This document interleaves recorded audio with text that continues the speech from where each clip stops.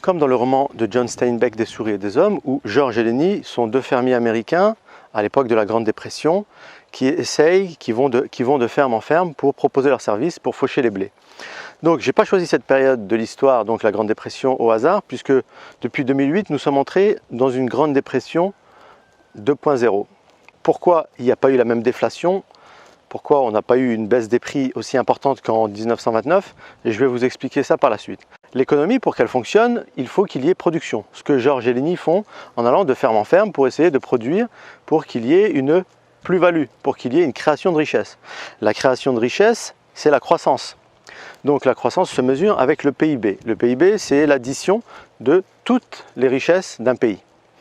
Vous êtes commerçant, vous achetez un bien, vous le transformez un peu, vous le revendez, ça vous donne un bénéfice. Eh bien, ce bénéfice, c'est ce qui est pris en compte dans le calcul du PIB, et en divisant le PIB d'une année sur l'autre, ça nous donne un taux. Ce taux, c'est le taux de croissance.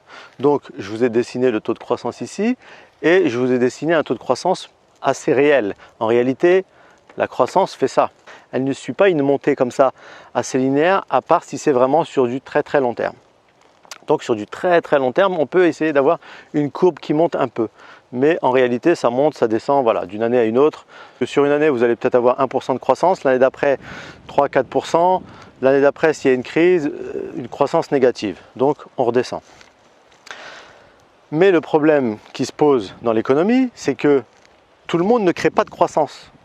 Gardez à l'esprit qu'il y a la loi de Pareto. La loi de Pareto, c'est 20%, 80%. Les 20% font les richesses des 80%. Les 80% vont essayer de créer des richesses, ils n'y arriveront pas. Donc, c'est pour ça que la croissance fait ça. Alors, qu'est-ce que la finance moderne a trouvé pour pallier à ça? Donc, elle met en circulation de l'argent, donc du crédit. Le crédit, c'est de l'argent qui est créé à partir de rien, ex nihilo. C'est le prêt d'argent à intérêt. Ce qui crée un fossé entre la croissance réelle et la croissance boostée au crédit. C'est là, à ce moment-là, que se créent des cycles. Donc vous avez des cycles courts. Donc admettons que celui-ci, ce serait un cycle sur 3 mois par exemple. Et vous avez des cycles longs. On va dire que celui-ci serait un cycle sur 30 ans par exemple. Et donc vous voyez que les trois combinés en bas, ça vous donne une croissance qui est à peu près en montée linéaire. Vous avez une grande courbe qui est une courbe de cycle long et les petits cycles, les cycles courts qui viennent ponctuer donc ces cycles longs. Lorsque les gens font des crédits, donc ils empruntent de l'argent pour essayer de créer de la croissance. Comme je vous ai dit, tout le monde n'arrive pas à créer de la croissance, mais il y a un peu de croissance qui est créée. Qu'est-ce qui se passe? Donc les cours montent sur cette petite montée, un premier cycle. Arrivé en haut, au moment où il faut rembourser, il y a trop d'argent en circulation. Et quand il y a trop d'argent en circulation, il y a de l'inflation. C'est la hausse générale des prix. L'inflation, elle est bien jusqu'à un certain seuil. Arrivé à un seuil, elle est très mauvaise, il faut la faire baisser. C'est un des rôles de la Banque centrale, de toutes les banques centrales d'ailleurs, c'est d'arriver à gérer l'inflation et donc l'économie de manière générale. À ce moment-là, qu'est-ce que la Banque centrale fait? Elle a un levier sur des taux d'intérêt qu'elle applique à de l'argent. Soit elle monte les taux d'intérêt, soit elle les baisse. Dès qu'on arrive sur un sommet, elle monte les taux d'intérêt. Pourquoi? Parce qu'il y a trop d'argent sur le marché, donc il faut réduire cette masse monétaire. Et comment on réduit cette masse monétaire? En rétrécissant le crédit, en fermant les vannes du crédit. Donc on hausse les taux. Quand vous haussez les taux, peu de gens, moins de gens veulent de l'argent puisque l'argent est cher. Le prix de l'argent est cher. Donc on a un cycle juste derrière. Ça redescend, les gens arrêtent d'emprunter, ils remboursent leur argent. Et ça crée un cycle, et c'est comme ça que l'économie devient cyclique. Une fois qu'on est redescendu en bas, qu'est-ce qui se passe? La Banque centrale dit « Ah tiens, il n'y a pas assez d'argent dans l'économie, il faut qu'on baisse les taux pour ouvrir le crédit, pour que le prix de l'argent soit moins cher et que plus de gens empruntent cet argent. » Donc le crédit s'ouvre, les gens empruntent et recommencent à essayer de créer de la croissance. Mais lorsqu'on arrive sur le sommet d'un cycle long terme, lorsqu'on entame une baisse des taux, eh bien, on entame une baisse des taux, ça descend, et au gré des cycles courts, on joue avec la manette des taux également. Une fois qu'on arrive en bas ici, les taux sont au plus bas. On les a baissés à chaque fois pour essayer de relancer l'économie, mais ici, ils sont déjà à zéro. Je vous ai incrusté un graphique de la courbe des taux américains où juste après la dépression de 1929, ils étaient à 0 et en 2008, ils étaient également à 0. C'est donc qu'on est arrivé au bout d'un cycle long. Qu'est-ce qui se passe quand on arrive au bout d'un cycle long? C'est pour ça que j'ai choisi l'histoire du début avec Georges Eleni pendant la Grande Dépression, parce que nous sommes exactement dans la même configuration. Sauf que là, la Banque centrale a pris les devants. Ils ont, depuis 2008, comme dit Christine Lagarde, sorti le bazooka. En gros, elle a dit, j'inonde l'Europe d'argent, comme ça on ne tombe pas en déflation comme en 1929. Depuis 2008, nous sommes là, nous sommes dans un bas. Nous sommes dans un bas de cycle long et au bas des cycles courts. Quand on arrive dans une configuration comme celle-ci, il y a 4 remèdes. Il y a l'austérité, donc les réformes, différentes réformes sociales. Il y a ensuite la restructuration de la dette. Donc restructuration de la dette, c'est un mot magique, c'est un mot un peu compliqué pour que les gens ne comprennent pas. Mais en fait, restructuration de la dette, ça veut dire on annule les dettes en place. Je vais vous expliquer ça. Ensuite, on a la taxation, donc sur les riches. Ceux qui créent justement les 20% dont je vous parlais, qui créent de la croissance, eux qui gagnent de l'argent, eh bien, on a envie de les taxer. On a envie de leur dire, donnez un peu de cet argent pour le redistribuer un peu à tout le monde, pour que ce soit équitable, pour qu'on puisse se relancer. Et enfin, le plus utilisé, la planche à billets. La planche à billets est de loin l'arme principale des banques centrales. Donc l'austérité, Macron l'a fait, donc il est en train de le faire. La réforme du chômage, la réforme des retraites. Apparemment, il a revu aussi les APL, ce genre de choses. Restructuration de la dette. En avril 2021, il est parti au Soudan pour dire « j'annule la dette du Soudan ». Donc 5 milliards annulés. Mais dans le même temps, 5 milliards annulés avec des taux élevés que le Soudan n'aurait jamais pu payer. Et dans le même temps, il a fait un prêt relais de 1,5 milliard avec un taux un peu plus bas. Donc le banquier préfère prendre moins que pas du tout. Donc elles font un prêt relais de 1,5 milliard et voilà, et ça se relance tout doucement comme ça. Taxation sur les riches, bon ils en ont parlé, mais Macron n'est pas trop dans ce genre de remède. Il préfère les autres mesures. Il préfère donc l'austérité, la restructuration de la dette et surtout la planche à billets. Taxation des riches, donc c'est par exemple, vous avez sûrement entendu parler aux infos qu'ils veulent taxer les GAFAM, donc Amazon, Facebook, etc. Bon, ceux qui créent de la croissance. Mais le plus important, encore une fois, je le répète, c'est la planche à billets. Depuis 2008, il y a ce qu'on appelle le quantitative easing, donc c'est une facilité monétaire. En fait, tout simplement, la Banque centrale inonde le marché d'argent.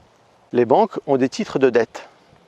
Il faut savoir qu'une dette est titrisable, c'est-à-dire qu'elle peut être scindée en plusieurs petits morceaux, exactement comme les actions d'une compagnie. Et donc quand vous venez acheter, vous donnez 1000 € dans une obligation, donc dans une dette, cette dette est rémunérée. Donc vous avez 1000 €, on vous dit qu'on vous donne 1% par an, donc chaque année vous avez 10 € sur ces 1000 €. Ça s'appelle la titrisation de la dette. Et les banques, sur les marchés secondaires, tout le monde peut acheter ces titres en question. C'est des titres tout pourris qui ne se revendent pas en réalité. Et donc la Banque centrale, qu'est-ce qu'elle fait? Elle vient, elle dit, moi j'achète ces titres. Donc c'est le quantitative easing, c'est ça. C'est de réinjecter de l'argent dans l'économie en achetant les titres des banques. Comme ça, les banques ont de l'argent. Maintenant, les banques sont censées prêter cet argent. Donc sont censées créer du crédit avec. Sont censées, je l'ai effacé, mais sont censées relancer la croissance. Mais une banque, c'est comme tout le monde. Vous allez prêter de l'argent aux particuliers, aux entreprises. Mais vous allez le prêter à un taux hyper bas. Actuellement, les taux sont très très bas.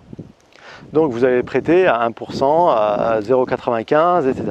C'est pas rentable pour le banquier. Il se dit, moi je préfère aller l'investir sur les marchés financiers, dans la bourse, là où ça monte, là où ça explose. Et là, je vais gagner de l'argent. Donc c'est pour ça que l'économie ne se relance pas. Depuis 2008, il y a un problème, c'est que ça a commencé en 2015 en Europe. La Banque centrale a commencé à injecter de l'argent. Tout cet argent qui est investi dans les banques, eh bien, n'a pas suffi à relancer l'économie. C'était un grand mystère d'ailleurs. Il y a même un dirigeant de la Banque centrale, je ne me rappelle plus son nom, qui a dit c'est un grand mystère que l'inflation ne revient pas avec tout l'argent qu'on a déversé. Personne ne comprenait. Alors à ce moment-là, qu'est-ce qui s'est passé? Est arrivé, comme quelque chose de providentiel, la pandémie. La pandémie Bon, c'est malheureux, c'est triste. En tout cas, j'espère que vous allez bien, que vous vous portez bien. Mais qu'est-ce qui s'est passé avec cette pandémie? C'est que cette pandémie a permis d'injecter encore plus d'argent. Et cette fois-ci, beaucoup plus. La pandémie arrive à un moment de l'économie dans lequel, je vais vous montrer un autre graphique. Cette fois-ci, c'est la dette publique en pourcentage du PIB. Je vous montre celui des États-Unis. Quand le poids de la dette devient trop élevé par rapport à la croissance, on a une crise. Comme vous allez le voir sur ce graphique, où à chaque fois qu'on arrive sur un pic, 1870, donc guerre civile aux États-Unis, ensuite Première Guerre mondiale, ensuite Seconde Guerre mondiale. Et là, nous sommes arrivés sur un pic, vous voyez, au même endroit que la Seconde Guerre mondiale. Eh bien, ce n'est pas une guerre qui nous est tombée dessus, c'est une pandémie. Bon, c'est une pandémie. Donc la pandémie a permis d'injecter encore beaucoup plus d'argent dans l'économie. Qu'est-ce qui se passe à ce moment-là? C'est qu'on va créer de l'inflation avec tout cet argent. Il va y avoir une très grosse inflation dans les années à venir.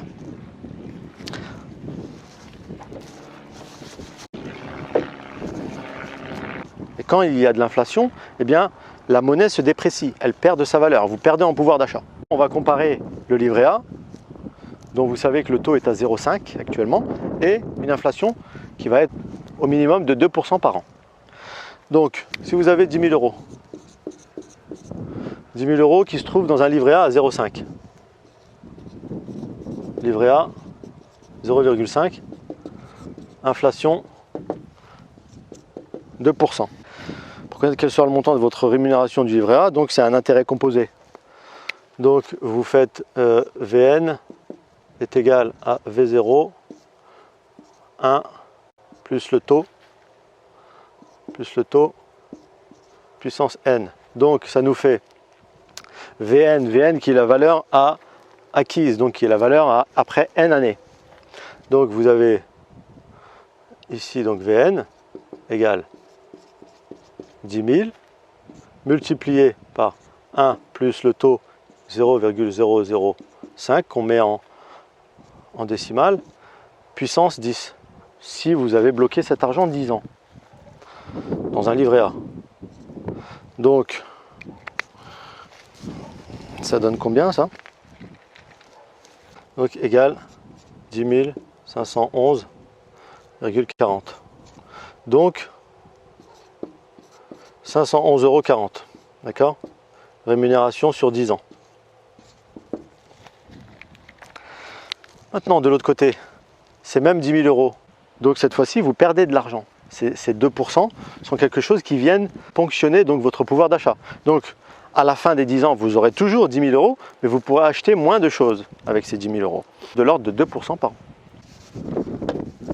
Donc là, c'est un calcul d'intérêt simple, c'est une autre forme de calcul, donc c'est Vn qui est égal à V0 multiplié par le taux multiplié par le nombre d'années. Alors ça nous donne 10 000 multiplié par 0,02, 2%, multiplié par 10 ans.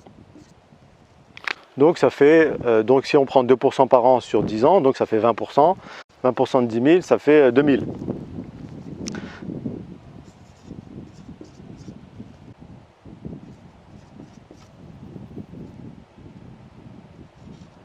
10 000 moins 2 000 égale 8 000. »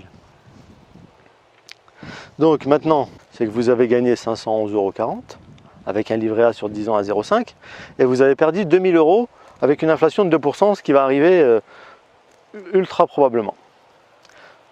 Bah donc vous faites 1488.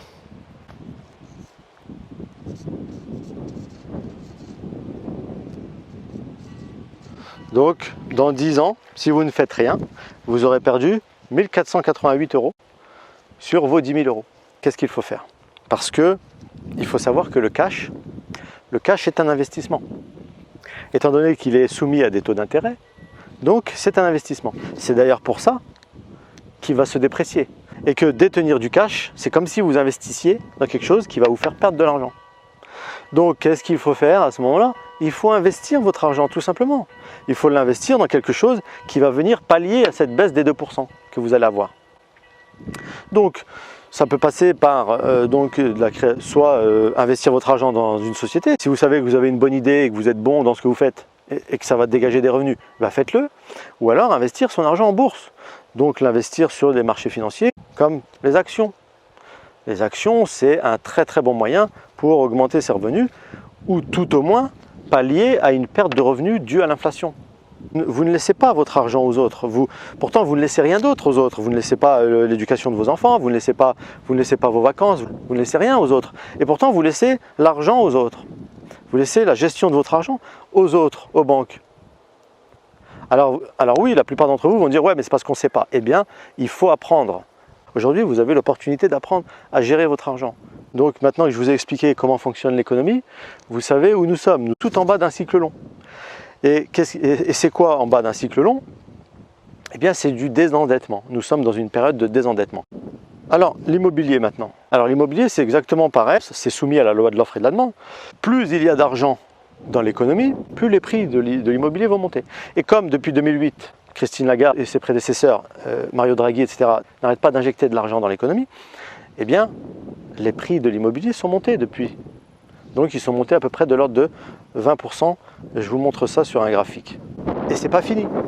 C'est pas fini puisque avec la pandémie, tout cet argent qui a été investi va continuer. C'est des masses monétaires de plus en plus grandes qui se déversent. Donc, les prix de l'immobilier vont continuer à monter.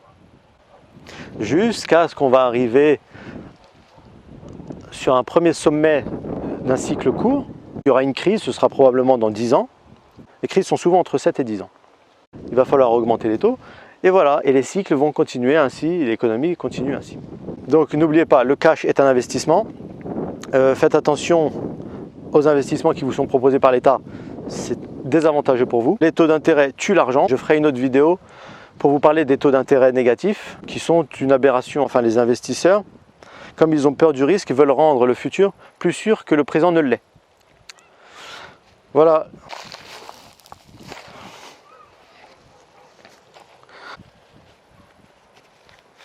Voilà les amis, j'ai mis mon chapeau parce que le soleil tape fort là. Donc, j'espère que cette vidéo vous a plu. En tout cas, maintenant vous savez d'où on vient dans l'économie, où nous sommes, où nous allons. Donc, on se redirige vers la hausse des taux, mais pas maintenant, dans quelques années. Donc, on va repartir sur des hausses des taux et le cycle à long terme va repartir également. Vous êtes dans un moment charnière de l'économie. Il faut le savoir. La baisse des taux à zéro, ce n'est pas arrivé depuis 1929. Ça fait combien d'années ça? Ça fait bientôt 100 ans. Donc, on vient de terminer un long cycle. Donc il y a un long cycle devant nous. N'oubliez pas, likez, partagez, abonnez-vous si ce n'est pas encore fait. Et je vous dis à très vite pour une nouvelle vidéo. C'était Hamza, le trader pro. Ciao.